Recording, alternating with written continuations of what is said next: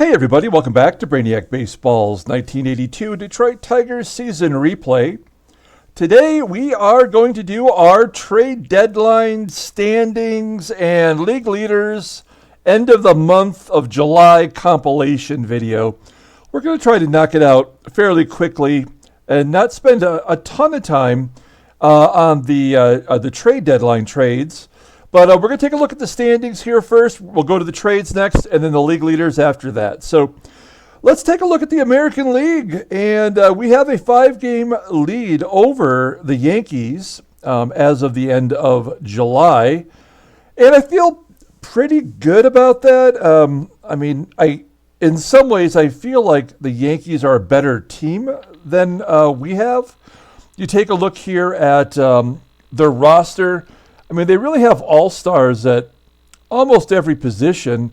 What perplexes me is the players that they've sent to the minors are players who I'd rather, if I were, the GM of this team, I'd rather have them in the lineup. I'd rather have Gold Glove winner Joe LaFave in there instead of Brian Dayette.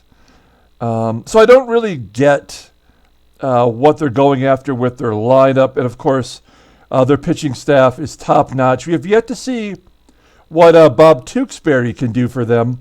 Ron Guidry, done for the season, gives Bob Tewksbury an opportunity to be their fifth starter in their lineup. And, of course, he is one of the best control pitchers of this era, right up there with Greg Maddux. He is rated a 99, which is accurate, I would think. You see here, his walk to strikeout ratio may be a little extreme, but that's the kind of thing I like about this game. I want to see how that plays out when he makes his actual major league debut. Boston, we've taken 2 from them in a row here. They worked their way back to 500, and we've pushed them down below that again. Really, Boston and everyone below is done. I mean, not mathematically eliminated, but for all intents and purposes, they're done. So Baltimore, see ya. Milwaukee, they actually put together a pretty decent season considering they started out 1-13. So you got to give them some credit there. And Cleveland and Toronto are terrible teams with bad pitching staffs. Toronto's team ERA is 5.49 for crying out loud. And then taking a look at the West here, we took 2 out of 3 against Kansas City the first time we played them. And they're spiraling a little bit here. Now, they're batting 300 as a team, which is solid, but their pitchers are not great. And Kansas City, look at this. They are the only team in the American League that have reached the century mark in home runs and stolen bases with an ERA under 4. That's probably the most remarkable thing. Pretty young team, and we're going to see them before the end of the month, I believe, of August, that we're going to start later on today. And then look at the White Sox. This was probably, I think I stated it before the season started, probably the most boring team in the American League. There's just nothing about them that interests me. But it looks like Ron Kittle is crushing it. Biff Pocoroba having a career year. This is versus lefties, so that maybe that's a lefty-righty platoon there. So, I mean, they look solid. They've got okay pitching. Francisco Barrios just got injured. So, I mean, I don't know. I don't think they're going to win the American League West, but it's just nice to see someone jumping up into the race. And then California, Oakland, Texas, and Minnesota, all who we're going to see here very shortly, pretty much out of the race, although Texas looks like they're putting something together right now. Okay, let's take a look at the National League real quick. Philadelphia, every time we check, it's like a different team in first place in the East. Philadelphia half game up on the Cardinals and the Cubbies. And New York Mets are 4 and 4.5 games back. Montreal technically not out of it. I mean, they're only 7 games back, so I guess they could make a run. And Pittsburgh is pretty much done. Cincinnati, you have to pretty much just hand it to them now. They have the best record in baseball with a 642 winning percentage. No team in the National League has hit 100 home runs yet, and yet almost every team, I guess half the teams, have had 100 or more stolen bases. And the Phillies have 153, and the Reds have 171 stolen bases. And look at the ERAs. That's awesome. So we're not gonna go and look at these teams, but if anybody wants me to actually go in more depth on a specific team, let me know in the comments below, and then before one of the future games, we'll take a longer look at one of the National League teams if that's if that's what's needed from all of you nice, kind viewers. Okay, let's go ahead and scoot forward to the transactions.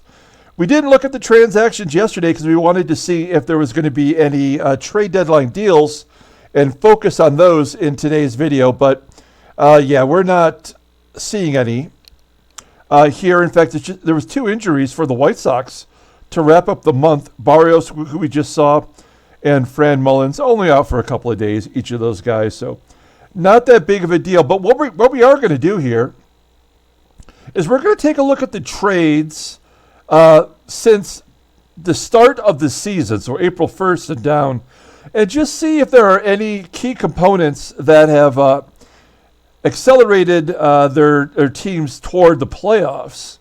And so if you start right here, Keith Moreland was traded from Houston to the Dodgers, and he was an all-star for the Dodgers. And you can see he's batting pretty well. He only had a few games for Houston here in the early part of the season. Batting .254, I mean, I would think he's probably contributed to the Dodgers positively, but the Dodgers aren't even in the race. These are not everyday players. So then Bruce Sutter was traded from the Cubs to Baltimore, and I remember thinking that was a great deal for them because they had Sutter and they have Dan Quisenberry. And you can see here, he's actually done slightly better based on their ERA than he did in a Cubbies uniform. 13-2 for saves and blown saves, 16-3 overall. So opponents are batting 162 against him. I would imagine that to some degree he's probably kept them in the playoff contention for as long as they were, considering all of the starting pitcher injuries they've suffered. So I would say that worked out fairly well for Baltimore. The next trade was Ken Phelps from Kansas City. A very bizarre trade considering they were crushing it, but there was no room for Ken Phelps on the Royals with the lineup they were trying to get out there. He's gone to Atlanta, and he has sucked the pipe. 174 batting average in 201 at-bats for the Bravos. So not great, and the Braves are toast. Kansas City got 3 players back. Terry Harper is in the majors, but he's just basically coming off the bench. Batting .550, though. Oh, he's in Double-A now. Okay, so, this is what perplexes me about Kansas City's managerial and general managerial decisions. Why are these solid players not in the lineup, or at least in the majors, over some of the other options? Glenn Hubbard was traded to Baltimore to bat versus left-handed pitchers. He's platooning at second base with Wayne Krenchicki, who's a left-hander. So he's, not playing every day, so you're not getting everyday production from him. But he is batting pretty well, 275. And then these players have really not done much. This is a little out of order here, but Otto Velez traded to Kansas City. And, you could count on Otto the Swatto to be traded every year. As you can see, he's been on 4 different teams now in our 3rd season. And he can be productive, but he's terrible defensively. There's nowhere to place him. So the Royals, again, why is he not DHing? Why is there not somebody better defensively in left field? I don't get it.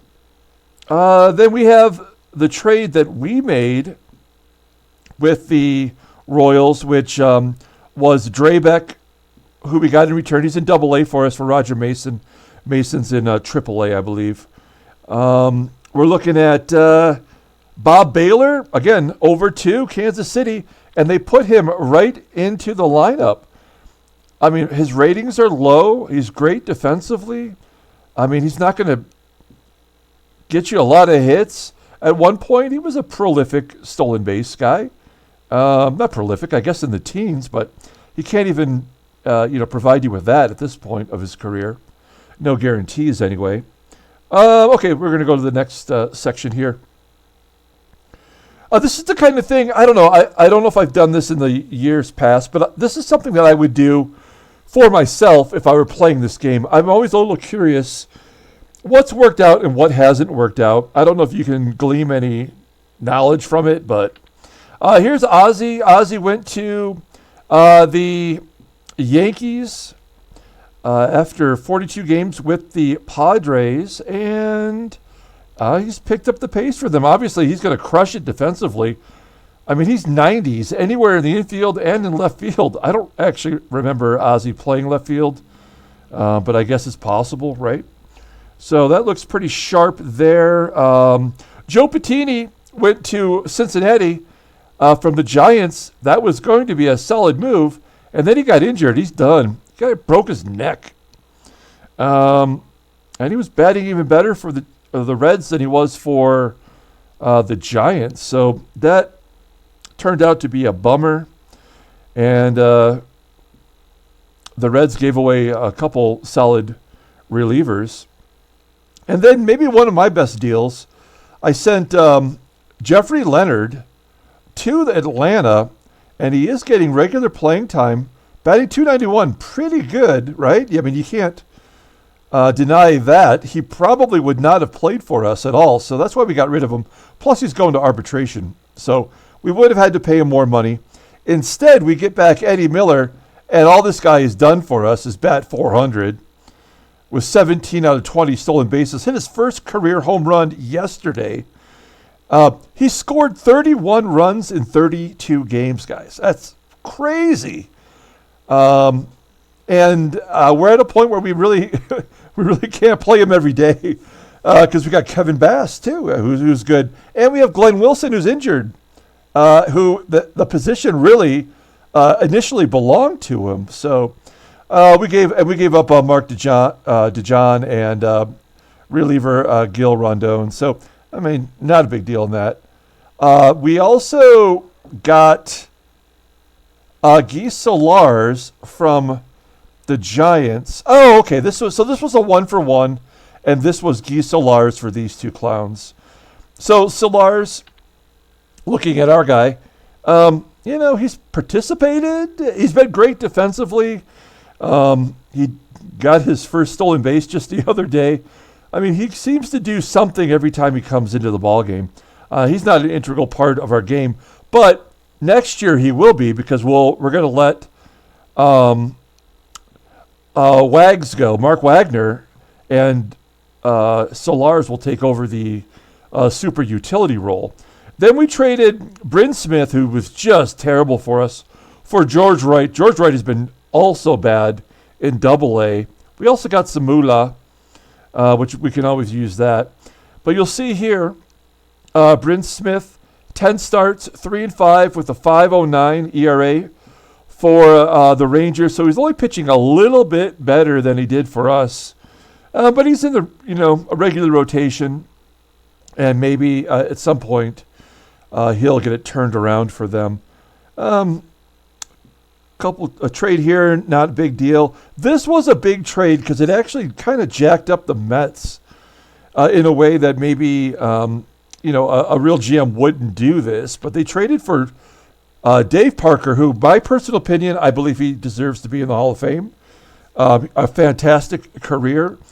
certainly more so than some of the people who just got elected through the Veterans Committee. I think that's got a different name now. Nonetheless, they got Dave Parker, stuck him in right field, as they should, because the guy's got a rifle.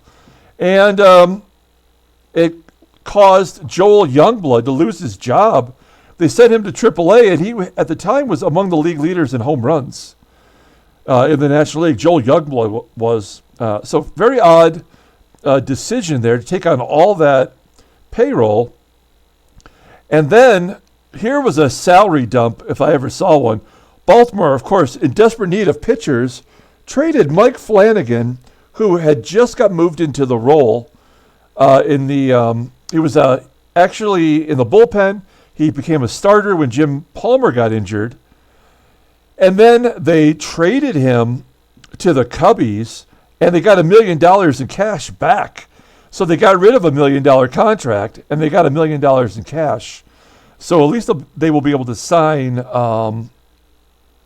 free agents, or at least pay their arbitration-eligible players at the end of this season. So, as a GM, you probably don't want to have to get rid of one of your cogs, in order to save some money. But I get why they did that, and it actually ended up really hurting them. Although financially, they're much more stable now. Now, here's the thing that we haven't really got to explore yet with the Yankees, because Scott Sanderson was traded from Montreal to New York, and every time we played the Yankees after that, he got skipped in the rotation. So he is crushing it. He's only 4-3 with a 2.49 ERA, giving up 11 walks, 40 strikeouts in those 61 innings pitched. So pretty good cog to that rotation. And they gave up Brian Doyle, which I was glad to see him go. Whenever the Tigers played him, he always took us apart. As I mentioned many times, he just missed winning the batting title. He didn't qualify. He just fell short by a couple of plate appearances. Otherwise, in 1980, he would have won the batting title. He was batting .301 when he got traded to the Expos, and he's barely played since that trade. An interesting trade here that at the time I didn't think much of, but Montreal dumping more salary, traded Bob Pate, a guy I'd never heard of before, to Seattle, and he's just helped them basically get right back in the race. Again, they're only 5 games back. He's 8 out of 9 stolen bases, solid numbers all the way around, and playing right field for that team. And he's, maybe a veteran on this team. He's 28 years old. And in return, Seattle gave up quite a bit. Dave Valley, great catcher, and a couple starting pitchers that, Mike Moore had a very long career. Matt Young had one big season for Seattle in real life. So very interesting. And then we had the Butch Weiniger trade. This guy gets traded as much as anybody in this game. He got traded from Seattle to Baltimore, and now he's traded from Baltimore to St. Louis. So 3 teams this season. Those 2 first years of our sim was in Los Angeles. He traded from Minnesota to the Dodgers, and he was a All-Star both of those seasons. So, and he was the All-Star MVP, I think, in 1980. So very bizarre that he can't keep a role anywhere. So that, he's already moved on from this trade. And then our big bad trade for Bert Blyleven, who's been pretty good for us. He had that terrible first start. He's been working his ERA down really since then, but he's 4-1 in 6 starts. So we feel good about him. He's got 33 Ks in 38 innings pitched. I didn't think that that he would be a strikeout pitcher for us, but he's definitely been that and more. Tim Lawler has really turned out to be the key component for the Pirates. He's gone over there and made 7 starts. He's 1-6 with a terrible ERA. You can see he was terrible for us in relief. He just got rocked. So they need a starting pitcher, and Tim Lawler is breathing. And then we lost Reggie. This was the best thing I did all year, though. As good, not good, as solid as Reggie was for us with his 10 home runs. He was just weighing us down with his salary and clogging up a position, our DH spot, which now is kind of given to either Gibby or Eddie Murray, depending upon who we're facing and who needs rest. So I think we've really upgraded there. But I enjoyed having Reggie on the team. But he was just killing us. Then we got Dave Smith from Houston, and this guy's been lights out, has not given up a run. Got a victory in yesterday's game, I think. And, he's just been completely lights out. And we gave up a couple guys who's not starting on that team yet. But that could, Mike Heineman could come back to haunt us. Rated a peak of 98. So that could be regrettable. The Gary Ward for Kevin Gross trade, not all that exciting. This is the end of the trades right here. He's gone to Philadelphia to help them. The Phillies are in first place. He's not done much. OPS under 600. And it's not like he was a great hitter to begin with.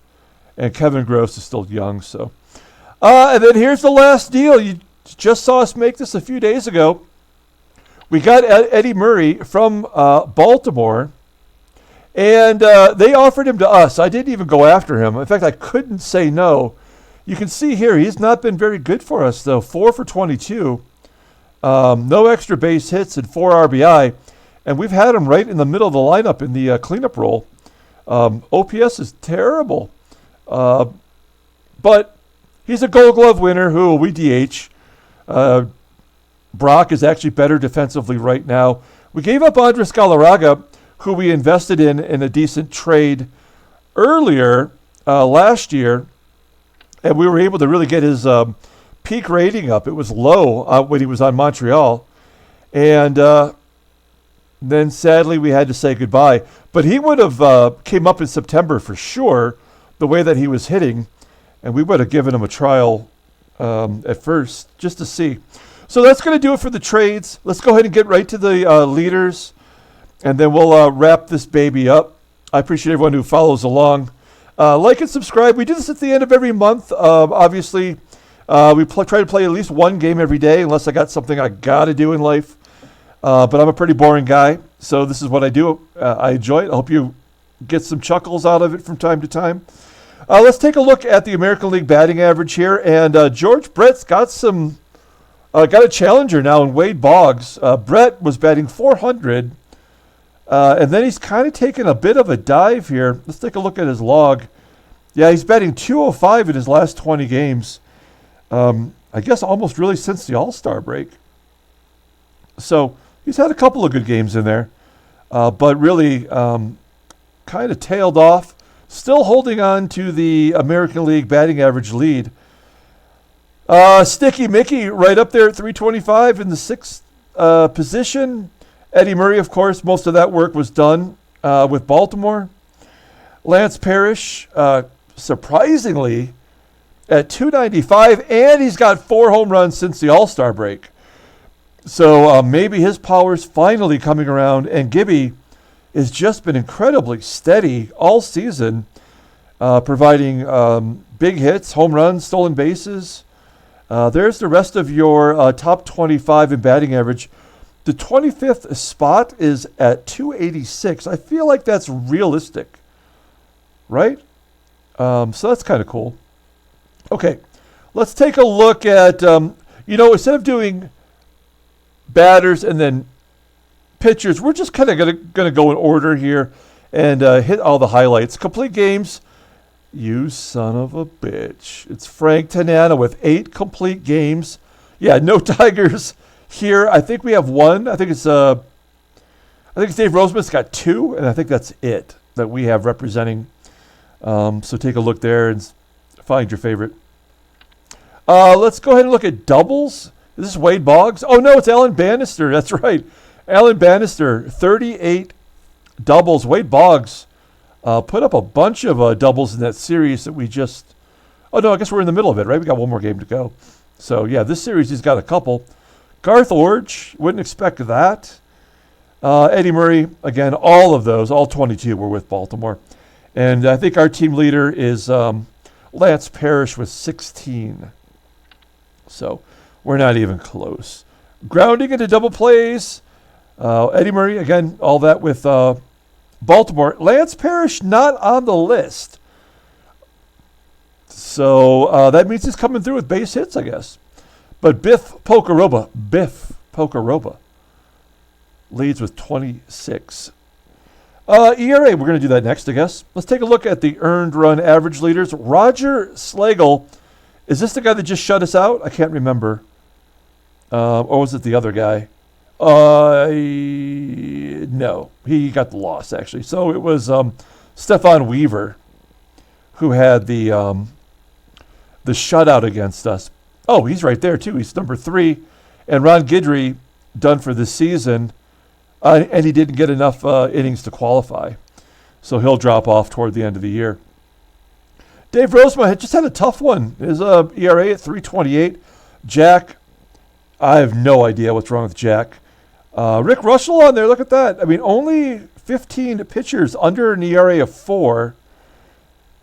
That seems a little early in the 80s for that to happen, right? I mean, it wasn't until Mark McGwire started driving bombs at the end of the decade when the ERAs really started to rise. Extra base hits, I'm kind of curious. Sticky Mickey on the list with 33, kind of at the bottom there. We're not really an extra base hit team. That's because of our ballpark. We'll hit home runs. We'll get a few more triples than most. I guess I kind of want to see these. Than most other teams. Let's take a look at the fielding average. We are not a good fielding team. Lance Parrish at 975. That's horrible. First base, Greg Brock. At least, like I said, he's better than Eddie Murray, who did win a Gold Glove in our sim in 1980. Dave Bergman, number 1 overall. I like to see that.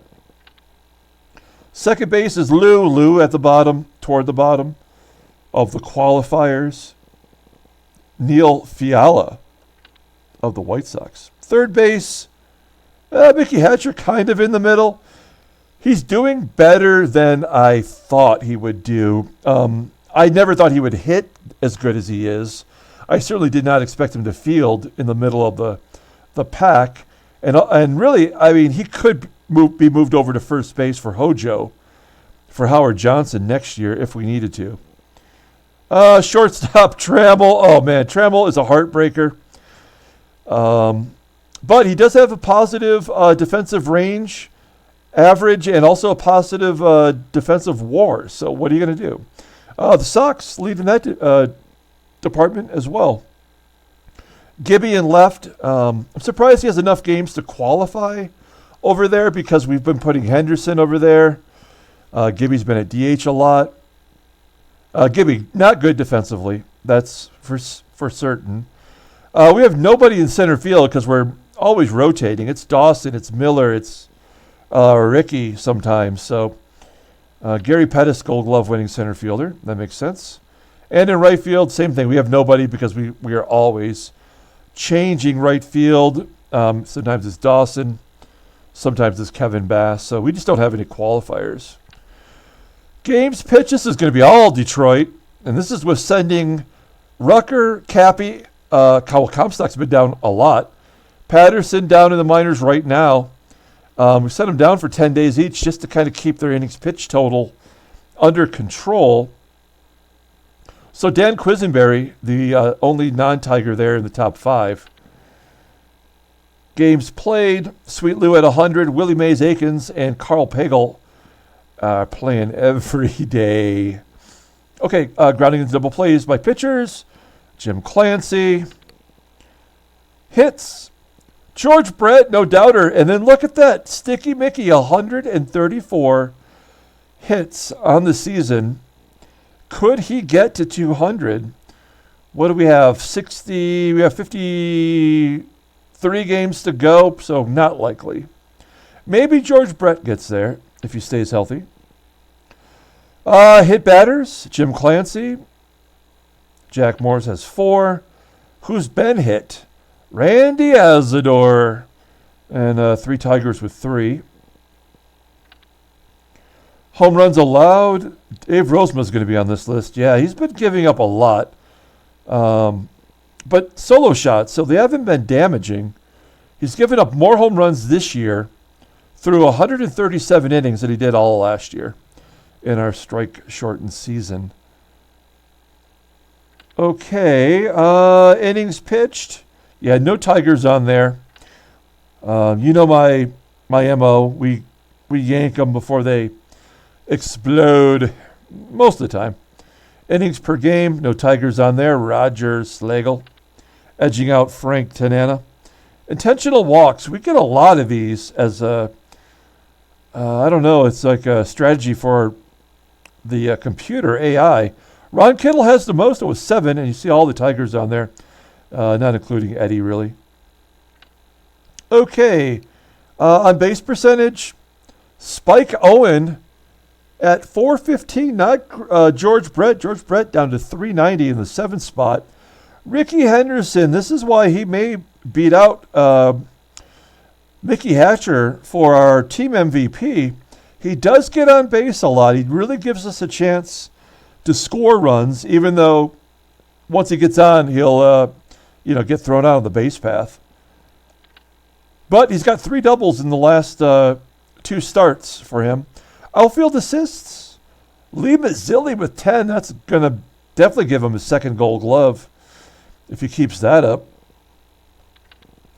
I don't care much about this. OPS, I guess I'm curious. Eddie Murray right up there. Coming down a lot, though, I would imagine, since coming over to Detroit. Gibby, Hatcher, and Henderson all on the OPS. Quality starts. Dave Rozema with 13. Yeah, you're not going to see Morris. Morris has just been so bad. We don't care about range factor, really. RBI, Mickey with 70, and Eddie Murray has 4 since he came to Detroit.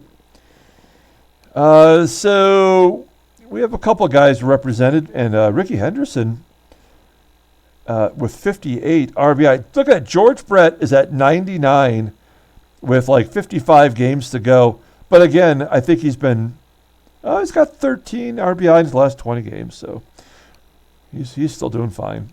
Okay. Well, let's take a look here. Harold Reynolds with 76 RBI. Him and Rance Mulliniks. At least Mulliniks is down in the order. I think Harold Reynolds is batting 2nd on that team. Very interesting. Okay.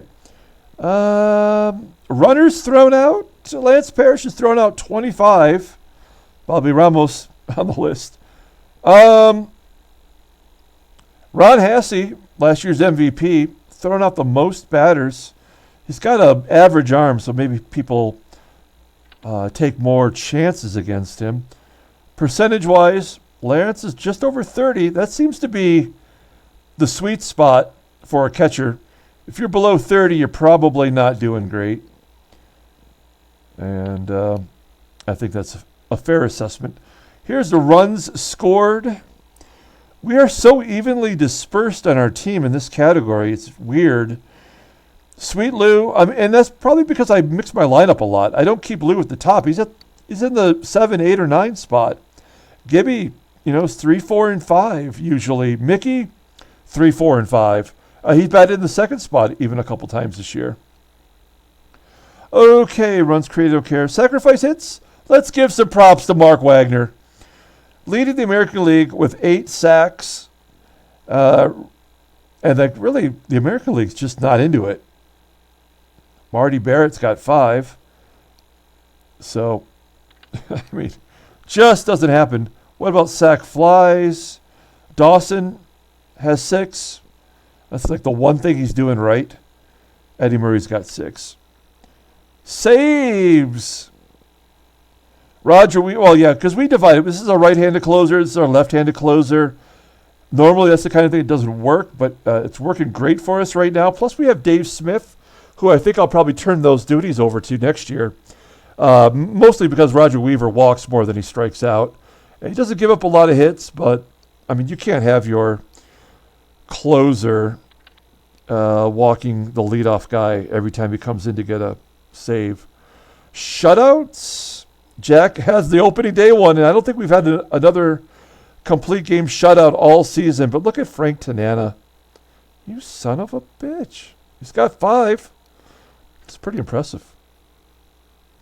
Slugging, sort of interested. Yeah, George Brett. As you might expect. Did I skip over home runs? I'm sorry. I must have skipped over home runs. It just dawned on me. The American League lead tied. Willie Aikens, he just hit a dong against us last series. And Ron Kittle both have 22. How many will get to 30? I have no idea. Gary Redicky from Minnesota has 20, and the youngster Danny Tartable has 20. And you see a lot of other recognizable names. Anybody unusual? I mean, Tucker Ashford? I don't know. I guess when you get down to 15, anybody can hit 15 home runs in a season. Okay. Sorry I missed that. Let's jump ahead to stolen bases. This is what you guys want to see.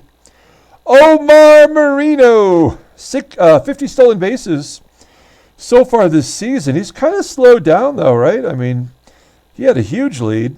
I guess he still does, 16 over Willie Wilson. Oddibe McDowell in his rookie years got 33. Rusty McNeely took over for Ricky. Ricky's sort of getting his mojo back a little bit. Harold Reynolds, Von Hayes. This guy should be leading off every game, but I mean he's a 5-tool player, so they have him at the bottom of the lineup, I guess. Eddie Miller, where would we be without Eddie Miller? He's been a pretty big catalyst for us. 17 stolen bases out of nowhere, and I think Gibby's got 14 out of 24 opportunities. So hasn't converted the way you like. Strikeouts. This is batters striking out. Carl Pagel with 91. Lance Parrish, you'd think, wow, Gibby's got more than Parrish. That's surprising. But he is swinging for the fences more, too. So we'll take that, I guess. Strikeouts pitched. Jack Morris, again, since he's tailed off, he's really fallen down this list. He will probably be the only Tiger to get to 100 strikeouts. Which is kind of hard to believe, but we've really switched out a lot of our rotation. Strikeouts per 9. Mark Langston, 8.15. That's almost good enough to be a pitcher today. Strikeout percent. Hatcher strikes out 8.3%. Trammell at 10. The best is Marty Barrett, followed by Biff. Trips. I think we should have more than that. Spike Owen has 6, leading the American League for Seattle. Walks. There we go. Ricky with 58, second best, and I predict he will finish the year in first place. I just have that feeling. The only thing holding him back is he gets tired twice a week. So we're taking him out 2 games every week. So that's kind of rough. Take a look here at walks per 9. This is going to be Rosie. He's the best since we started doing the sim. So that's one great thing about Rosema, and it helps to keep his ERA down. He doesn't let people get on base via walk. And finally, we're going to look at wins. Frank Tanana and Dennis Leonard have 14 each. Ron Guidry's done for the year. Luis Leal of the last place Toronto Blue Jays doing his part. And then Rosie's got 11, and we have Morris has got 9. Look at that. Milt Wilcox has more wins than all of our Tigers starters. Rick Russell's in the minor leagues, and he has been for a while. And I don't know. I mean, again, these are some of the things I wish the game could fix. But, can't have everything, I guess. All right. We're just going to flip over to the National League and just look at these main stats here, because everybody steals in the National League. Terry Poole leading the NL in batting average, just barely above Johnny Ray. And Kim Allen, 67 stolen bases. Dernier and Gary Redus with 54 each. Eric Davis, Eric the Red, who's actually a Giant, has 47. And a bunch of other somewhat unfamiliar names. Joe Pittman, Tom Barrett, that's Marty Barrett's brother, and LaRue Washington, which is UL Washington's brother. And then finally we have the home runs. The leader in the National League has 18. That's Len Matusik. I mean, there are 1, 2, 3. Of these, I would say only 3 actual home run hitters. Mookie Wilson I think he had 130 home run season. I can't remember. So it's a little weird to see some of these names on here, but again, kind of makes it fun, I suppose. And Dave Parker leading the National League in RBI, 64, when George Brett has 99. Keep in mind, I did change the stadium effects for the National League the same as I did for the American League. I gave them all their statistics based on what those stadiums actually did in the 1982 season. So I can't tell you why the National League's numbers are lower than the American League's, other than, pitchers bat. So that's probably a big part of it. Okay, that's going to do it for this episode. We saw the trades, we saw the standings, we saw the league leaders. We're going to come back later today, and I'm going to play the first game of the month of August, which is against the Red Sox. We got the Sox, then we got the Brewers, and then the Sox again. I feel like we've played so many games against the Sox that maybe there's something wrong with the scheduling.